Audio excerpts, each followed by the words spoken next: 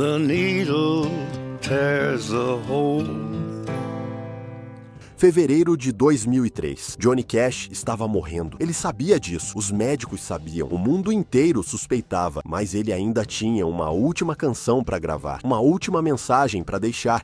Um último adeus. Seu corpo tremia. Precisava de ajuda para ficar de pé. Sua voz, antes poderosa como o trovão, agora era apenas um sussurro frágil, mas era exatamente essa fragilidade que tornaria tudo perfeito. A música não era dele. Era de uma banda de rock industrial que ele nunca tinha ouvido falar até aquele momento, mas quando leu a letra, entendeu. Aquela canção havia sido escrita para ele a vida inteira. I hurt myself today. To see if I still feel, que significa em português, eu me machuquei hoje para ver e se eu ainda continuo sentindo. Não era apenas uma gravação, era um testamento, uma confissão, a despedida mais honesta que a música já testemunhou. Quando o clipe estreou, o mundo parou. Lágrimas, silêncio, reverência. Mesmo o autor original da música disse, essa canção não é mais minha, agora pertence a ele. 4 meses depois, Johnny Cash fechou os olhos pela última vez, mas sua versão de Hurt se tornou imortal. A despedida mais corajosa da história da música. Esta é a história do homem de preto, do rebelde que virou lenda, do pecador que encontrou redenção e de como ele transformou sua morte em arte eterna. Full of broken thoughts.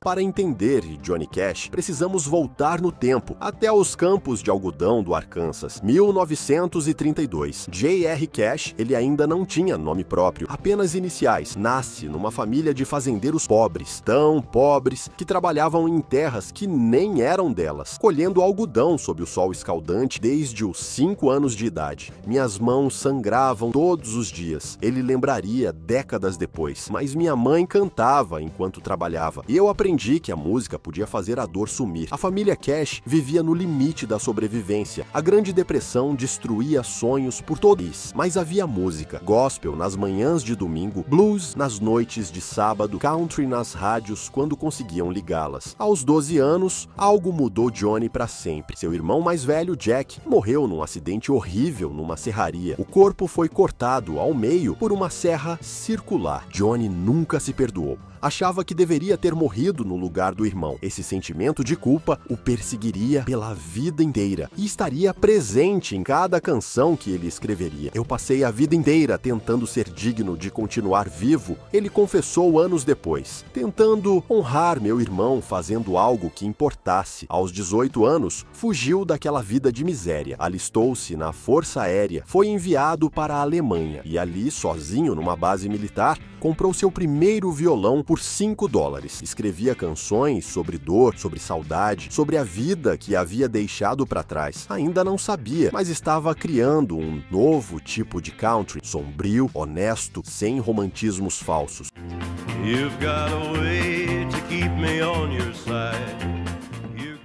Atenção, agora eu preciso saber. Se você é fã de verdade do Johnny Cash, digite Homem de Preto aqui nos comentários. Quero ver quem conhece a história completa dessa lenda. Vamos continuar. 1954. Johnny retorna dos Estados Unidos. Casou-se com Vivian Liberto. Tem filhos. Arruma emprego vendendo eletrodomésticos de porta em porta. Uma vida normal, segura, previsível. Mas algo dentro dele estava morrendo. Eu não conseguia respirar. Ele lembraria. Sentia que havia nascido para algo maior e estava desperdiçando minha vida. Foi quando ouviu falar de um pequeno estúdio em Memphis, Sun Records, o mesmo lugar onde Elvis Presley tinha gravado seu primeiro disco um ano antes. Johnny juntou coragem e bateu na porta. O dono, Sam Phillips, um produtor visionário que estava reinventando a música americana, concordou em ouvi-lo. Ele cantou músicas gospel, Phillips lembra. Eram bonitas, mas eu disse, gospel não vem. Me mostre quem você realmente é. Johnny pensou por um momento e então cantou uma canção que havia escrito sobre um presidiário condenado à morte. Sombria, violenta, sem romantismo. Sam Phillips sorriu. Isso é o que eu queria ouvir. Assim nasceu Folsom Prison Blues, uma canção sobre um assassino sem remorsos. Nada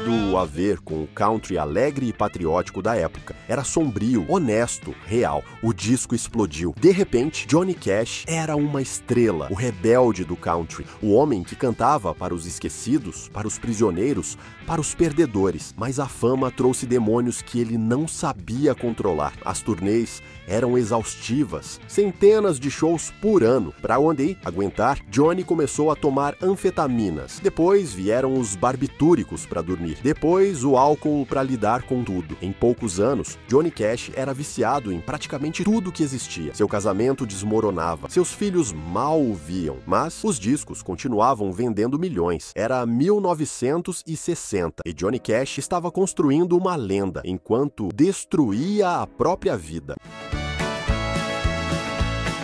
I fell into a ring of fire. 1968. Johnny Cash estava no fundo do poço. Pesava 50 quilos. Não dormia há dias, não comia. Sobrevivia à base de drogas e álcool. Eu queria morrer, ele confessou anos depois. Mas era covarde demais para me matar de vez. Foi quando June Carter, cantora, atriz, membro da lendária família Carter, interveio. Eles se conheciam há anos. Cantavam juntos, faziam turnês juntos. E June via o que ninguém mais via. Um homem bom se destruindo por dentro. Ele estava se afogando, ela lembra. E eu decidi que ia salvá-lo, mesmo que ele não quisesse ser salvo. June deu um ultimato. Ou você para com as drogas, ou eu vou embora da sua vida para sempre. Johnny tentou, falhou, tentou de novo, falhou de novo. Mas June não desistiu. Ficava ao lado dele durante as crises de abstinência. Segurava sua mão quando os tremores vinham. Cantava para ele quando os demônios gritavam mais alto. Levou anos, mas finalmente Johnny Cash ficou sóbrio. Atenção, eu separei uma lista com as 100 melhores músicas dos anos 80. Se você tem bom gosto musical, você pode acessar agora culturanostalgica.canalnoyoutube.com ou clicar no link nos comentários para acessar a nossa lista 100% gratuita. E então fez algo que mudaria sua carreira para sempre. Decidiu gravar um álbum ao vivo numa prisão. Folsom Prison era uma das penitenciárias mais violentas da Califórnia. Ninguém queria tocar lá, mas Johnny insistiu. Esses homens precisam saber que alguém se importa com eles. O show foi histórico. Johnny cantou sobre liberdade para homens que nunca mais seriam livres. Cantou sobre arrependimento, sobre dor, sobre esperança impossível. Os prisioneiros choraram. At Folsom Prison se tornou um dos álbuns mais vendidos de todos os tempos. Johnny Cash não era mais apenas uma estrela do country, era um fenômeno cultural e finalmente pediu June em casamento no palco diante de milhares de pessoas. Ela disse sim, e pela primeira vez na vida, Johnny Cash sentiu que talvez merecesse ser feliz.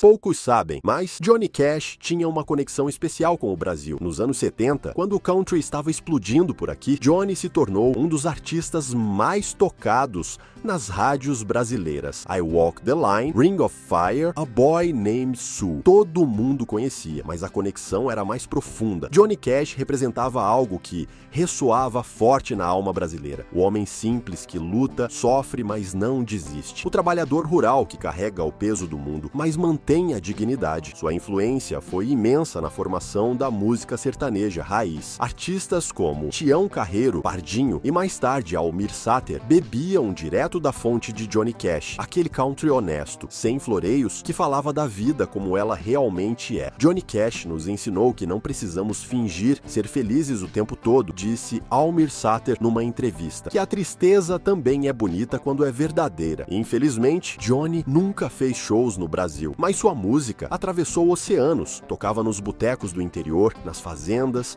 nas cidades pequenas onde todo mundo conhece todo mundo. Era o homem de preto cantando para os homens de botas, e o Brasil o amava por isso. Anos 80 e 90, o pior período da carreira de Johnny Cash. O country mudou. Ficou pop superficial, produzido, jovens cantores de chapéu novo e sorrisos brancos dominavam as paradas. Não havia espaço para um velho rebelde de preto cantando sobre dor e redenção. As gravadoras o abandonaram. As rádios pararam de tocar suas músicas. Os shows ficaram menores, mais vazios. Johnny Cash estava sendo esquecido. Eu achei que tinha acabado, ele confessou.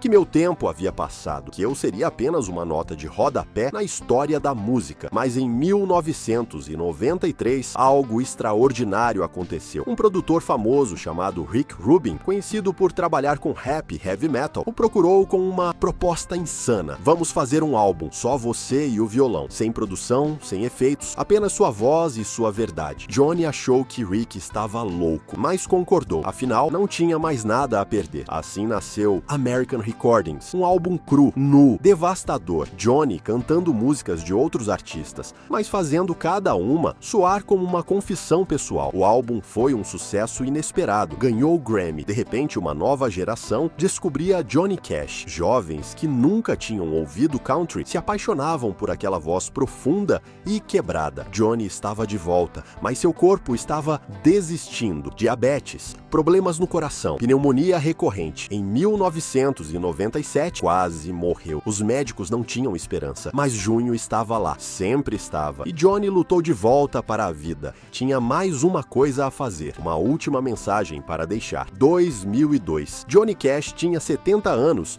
e parecia ter 90. Mal conseguia caminhar, sua visão estava falhando, mas Rick Rubin tinha encontrado uma música perfeita para ele, uma canção de uma banda chamada Nine Inch Nails que Johnny nunca tinha ouvido, Hurt. Quando leu a letra, Johnny chorou. Era como se Trent Reznor, o autor, tivesse escrito especificamente sobre sua vida, sobre arrependimentos, sobre dor auto-inferida, sobre tentar se sentir vivo através do sofrimento. What have I become? My sweetest friend. Everyone I know goes away. In the end, Johnny decidiu gravar. Foi ao estúdio em fevereiro de 2003. Precisou de ajuda para segurar o violão. Sua voz tremia, quebrava, falhava, mas era exatamente essa fragilidade que tornava tudo perfeito. Quando terminou, todos no estúdio estavam chorando. Rick Rubin sabia, haviam acabado de gravar algo histórico. O vídeo foi filmado na casa de Johnny, no Tennessee. Mostravam fotos antigas, o jovem rebelde cheio de vida. Depois cortavam para o velho no presente,